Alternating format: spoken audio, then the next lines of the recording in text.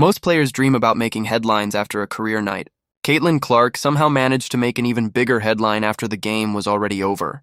It wasn't just the scoreboard. It wasn't even the history she made. It was the reaction from the players she had just defeated. Think about that for a second. The Indiana Fever had just taken down one of the league's toughest teams in dominant fashion.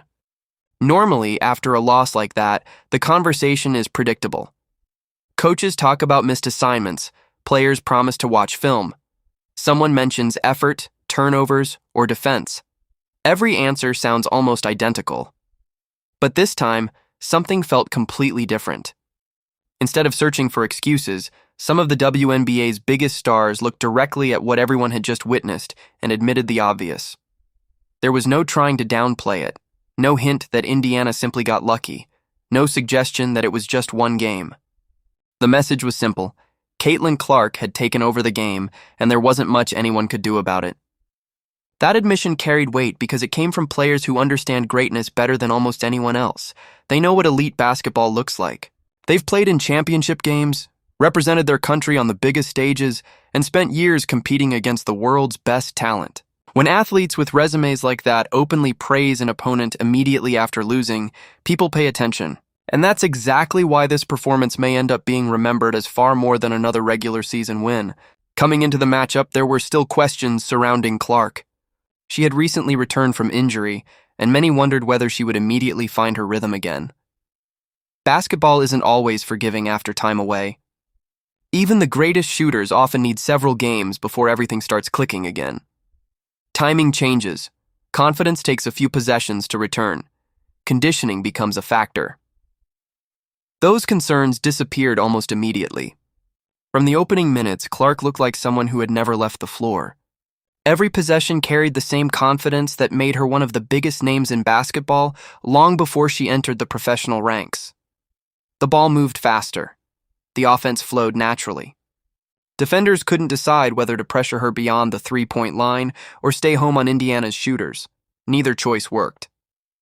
Give Clark too much space and she launches a deep three before the defense can react. Step up too aggressively and she slips a perfectly timed pass to an open teammate cutting toward the basket. Double team her and someone else suddenly has an uncontested shot.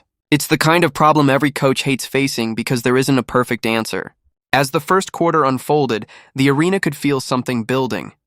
Every made basket increased Indiana's confidence. Every difficult shot seemed to quiet another group of doubters who questioned whether Clark could immediately return to her best form after missing time. Then came the shots that changed the energy inside the building, the kind of three-pointers that make fans rise before the ball even reaches the rim. The kind that forced defenders to shake their heads because they did almost everything correctly, and it still didn't matter. Those weren't desperate attempts.